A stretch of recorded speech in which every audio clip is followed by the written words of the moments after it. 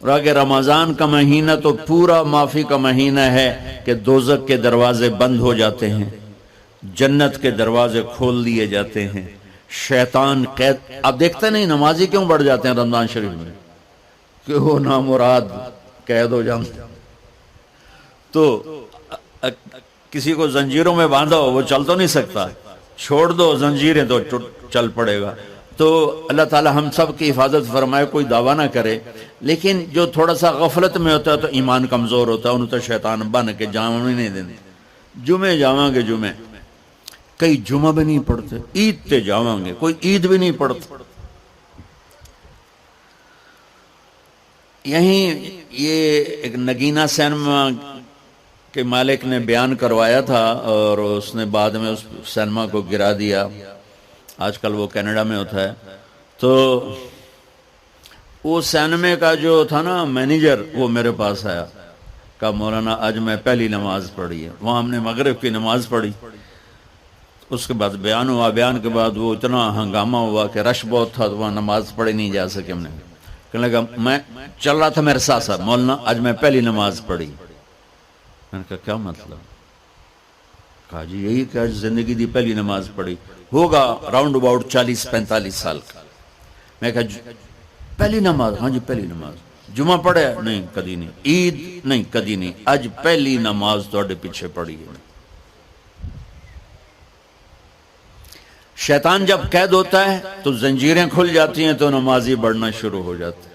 اس کے بعد جو گھٹتے ہیں نا تو شیطان کی وجہ سے نہیں، اپنی عادت اور سستی کی وجہ سے. پہلے 2-3 دن بڑا جوش ہوتا ہے، پھر اس کے بعد گھٹتے ادھے کو پھر نکل جاندے ہیں، ادھے رہ جاندے ہیں. تو تراویح میں بھی پہلے پوری مسجد بھرے گی، پھر ایک صف جائے گی، پھر دوسری جائے گی، پھر تیسری جائے گی. تو بھائیو یہ رمضان آ رہا ہے، دیکھو میں ہاتھ جوڑتا ہوں، نماز 5 وقت سارا سال فرض ہے، لیکن روزے کی برکت سے کیا ہوتا ہے؟ شیطان قید ہو جاتا ہے تو وہ سارے بھاگے آ رہے ہوتے ہیں. اللہ سے مانگ لو اس رمضان میں کہ یا اللہ ایسی توفیق دے کہ موت تک نماز نہ چھوٹے. آسمان پہ مستقل ڈیرا ڈال دینا اور پھر اعلان کرنا ہے کوئی بخشش آنے والا ہے، کوئی معافی مانگنے والا ہے، کوئی توبہ کرنے والا ہے، کوئی جنت مانگنے والا ہے، کوئی دنیا مانگنے والا. آؤ مانگو. اور ایک فرشتہ اعلان کرتا ہے اے بھلائی کے چاہنے والے شاباش آگے بڑھ. اور دوسرا فرشتہ اعلان کرتا ہے اے برائی کے کرنے والے بس کر اور واپس آ جا، بس کر اور واپس آ جا. رمضان کا مطلب ہے جل جانا. رمضان کے لفظ کا مطلب ہے جل جانا. جلنے کا مطلب کیوں ہے اس میں؟ کہ رمضان میں اللہ سارے گناہوں سے اپنے بندوں کو پاک کر دیتا ہے اور ان کے گناہوں کو جلا دیتا ہے، جس سے وہ پاک ہو کر سونا آگ میں جل کے خالص ہو کے باہر آتا ہے. روزہ رکھنے والا بھوک کی آگ میں جل کے خالص ہو کے باہر آ جاتا ہے، اللہ اس کے سارے گناہ معاف فرماتا ہے. دھیان نال سنیں جی. سب سے اعلیٰ درجے کا مسلمان، میرے نبی کا جواب، جو سارا دن مصلی پہ بیٹھا رہے، جو ہر سال حج عمرہ کرے، جو مسجد سے نہ نکلے، جو رات کو قرآن پڑھے، دن میں روزے رکھے. نہیں، سنو غور سے سنو. من سلم المسلمون لسانہ ویدہ، سب سے اعلیٰ درجے کا مسلمان فیصلہ بات کا وہ ہے جو اپنے مسلمانوں کو تکلیف نہ پہنچائے، جو ہاتھ اور زبان سے کسی کو تکلیف نہ پہنچائے، وہ سب سے اعلیٰ درجے کا مسلمان ہے. سبحان اللہ، کیا بات. میرے نبی سے ایک صحابی نے پوچھا یا رسول اللہ، ہمارے محلے میں ایک خاتون رہتی ہے، رات کو تہجد پڑھتی ہے، دن میں روزے رکھتی ہے، پر اس کی زبان بہت سخت ہے، بہت بےزتی کرتی. اب نے کہا جہنم میں جائے گی. کہا جی ایک خاتون ہے جو نہ نفلی روزہ، لیکن اس کی زبان کا بول بڑا میٹھا ہے، کہا وہ جنت میں جائے گی. تو سب سے اعلیٰ درجے کا مسلمان کون ہے؟ جو کسی کو تکلیف نہ پہنچائے. پھر اس نے پوچھا ای الایمان افضل، سب سے اعلیٰ درجے کا مومن کون ہے؟ تو آپ نے فرمایا حسن الاخلاق، جس کے اخلاق اچھے ہوں وہ سب سے اعلیٰ درجے کا ایمان والا ہے، کیونکہ تکلیف نہ پہنچانا اخلاق کی ایک صفت ہے، اور اخلاق کی بے شمار اقسام۔ میرے نبی نے فرمایا اچھے اخلاق 360 صفات کا نام ہے، ایک صفت بھی کسی مسلمان مرد عورت کے اندر ہوگی تو جنت میں چلا جائے گا۔ سامنے ابو بکر بیٹھے تھے، کہنے لگے یا رسول اللہ کو میرے اندر بھی ہے؟ تو آپ نے فرمایا تیرے اندر ساری ہے، ساری تیرے اندر ساری۔ تو ابتدا بھی بتا دی، انتہا بھی بتا دی، اور عبادت بھی مسلمان کو اخلاق تک پہنچاتی ہے۔ نماز کیا ہے؟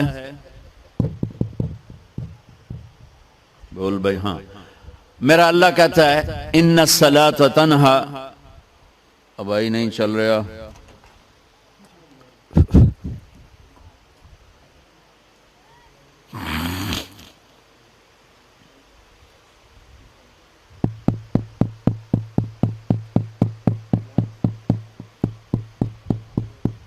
تھوڑی آواز ہے۔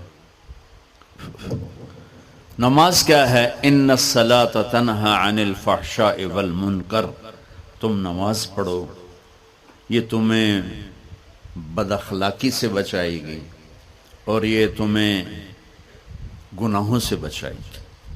تو نماز بھی انسان کو اخلاق تک لے جا رہی، فحاشی سے بچائے گی، گناہوں سے بچائے گی، اخلاق کی طرف سفر۔ روزہ آ رہا ہے، روزہ کس لیے ہے؟ کتب علیکم الصیام کما کتب علی الذین من قبلکم لعلکم تتقون، تم پر روزہ فرض کیا ہے جیسے پہلوں پہ کیا تھا تاکہ تم تقوی والے بن جاؤ۔ تقوی والے کون ہیں؟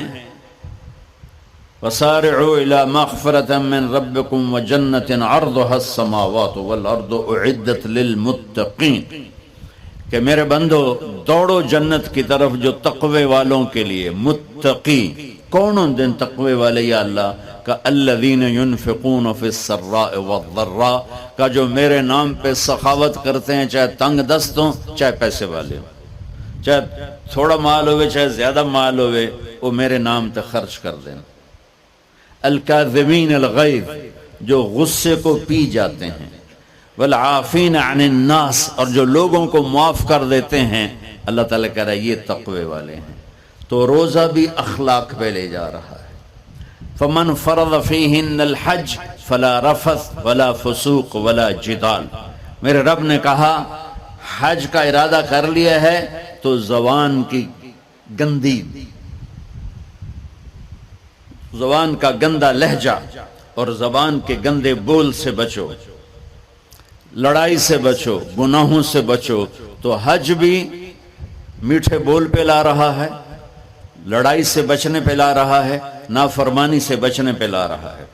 خذ من اموالہم صدقۃ تطہرہم وتزکیہم بہا وصلی علیہم، میرا رب فرما رہا ہے میرے محبوب ان سے زکوٰۃ لیں اور ان کو پاک کریں اور ان کا تزکیہ کریں، ان کو ایک اچھا انسان بنائیں، جو کر کے میں گھر چلا جاتا ہوں، دفتر چلا جاتا ہوں، پڑھوں نہ پڑھنے کا گناہ مجھ پر، پڑھنے کی نیکی مجھ پر، لیکن اگر میرے اخلاق برے ہیں، روزہ میری چیز ہے، رکھوں اجر، نہیں رکھوں پکڑ، زکوٰۃ دے دوں اجر نہ دوں پکڑ، حج کر لوں اجر نہ کروں پکڑ، صرف میری ذات سے کے گرد ہے، نماز بھی، روزہ بھی، حج بھی، زکوٰۃ بھی۔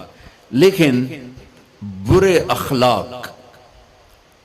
اخلاق جتنا معاشرے میں میرا اثر ہے وہاں سب تباہی پھیلا دیں گے، اور اچھے اخلاق جتنا معاشرے میں میرا اثر ہے وہاں خوبصورتی کو پھیلا دیں گے۔ عبادت چھپ جاتی ہے۔ میں نے فجر پڑھی ہے کہ نہیں پڑھی آپ کو پتہ ہے؟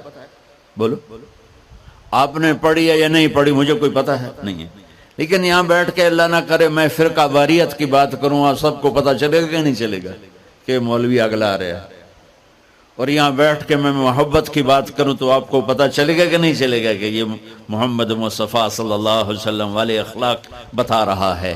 تو اخلاق چھپتے نہیں، برے ہوں یا اچھے ہوں، ظاہر ہوتے ہیں۔ اور سب سے زیادہ اس آدمی کا خاندان، جس آدمی کو بدتمیزی کی عادت ہے، وہ بیوی کے دل کو برباد کر دے گا، ماں باپ کے دل کو برباد کر دے گا، اولاد کو برباد کر دے گا، دوستوں کو، نوکروں کو برباد کر دے گا۔ اس کے نوکر سامنے کہیں گے میاں صاحب، شیخ صاحب، سیٹھ صاحب، خان صاحب، اتھے جا کے گالی کڈھن گے۔ اور جس کے اخلاق اچھے ہوتے ہیں وہ اپنے گھر کو خوبصورت بنا دیتا ہے، رشتوں کو خوبصورت بنا دیتا ہے، ملازموں کو خوبصورت بنا دیتا ہے، اپنے کاروبار کو، اپنی زندگی کو، ہر پہلو اس کا خوبصورت ہو جاتا ہے۔ اچھے اخلاق لباس کی طرح ہیں جو میرا ہر عیب چھپا لیتے ہیں، اور برے اخلاق ننگے آدمی کی طرح ہے جس کا ہر عیب سامنے آ جاتا ہے۔ اور اللہ کی رحمت اتنی طاقتور ہے کہ میرا رب فرماتا ہے، یہ تو میں نے 5 غلطیاں بتائی ہیں، لیکن میرا رب فرماتا ہے میرا بندہ، میں تجھے عمر بھی دیتا ہوں، طاقت بھی دیتا ہوں، تو اتنے گناہ کر کے زمین فیصل آباد کی سے اٹھا کر آسمان کی چھت کو لگا دے، سوری دنیا گناہ گار ہو جائے نا تو آسمان کیا چاند تک بھی گناہ نہیں جا سکتے۔ اور میرا اللہ کہہ رہا ہے ایک مرد عورت اتنے گناہ کرے کہ آسمان کی چھت کو لگا دے، پھر صرف ایک دفعہ مجھے کہے یا اللہ معاف کر، تو میں سارے ہی معاف کر دوں۔ تو بھائیو، یہ رات بھی معافی مانگنے کی ہے۔ تو میرے عزیز، اور رمضان شریف آ رہا ہے، اپنے دل کو کینہ سے صاف کرو، بغض سے صاف کرو، نفرت سے صاف کرو، کسی سے لڑے ہوئے ہو اللہ کے واسطے صلح کر لو۔ یہ لڑنے کی جگہ نہیں ہے، محبت کر کے جاؤ تو اللہ بڑے اونچے عالی درجات نصیب فرمائے گا۔ اور اللہ تعالیٰ موقع دے تو رمضان میں ایک 3 دن تبلیغ میں اللہ کے راستے میں ضرور لگا لینا۔ تو سارے بھائی نیت کرتے ہو؟ سنتیں پڑھو۔ اللہ نے زکوٰۃ فرض کی ہے تو زکوٰۃ نکالو۔ اب تو اتنے حالات ہیں کہ متوسط طبقہ بھی زکوٰۃ کا مستحق ہے، اپنے زکوٰۃ سے بڑھ کے نکالو، کیونکہ زکوٰۃ دینے والا بخیلوں سے تو نکل جاتا ہے، لیکن سخیوں میں داخلہ اس سے اوپر کرے گا تو ہوتا ہے۔ 2,500 دے دیا نا 1 لاکھ میں سے، تو باپ پہ بخیل کا لیبل نہیں لگے گا، لیکن سخی کا بھی نہیں لگے گا۔ اوپر 54 خرچ کر دو تو ایک سٹیپ آپ آ جائیں گے۔ سخی بن کے زندگی گزارو، لوگوں پہ خرچ کرنے کا مزہ بہت ہے، جوڑنے کے مزے سے زیادہ لگانے کا مزہ ہے۔ تو رمضان آ رہا ہے، خرچ کریں، زکوٰۃ سے بڑھ کر دیں، انتہائی ضرورت مند ہیں ہمارے لوگ۔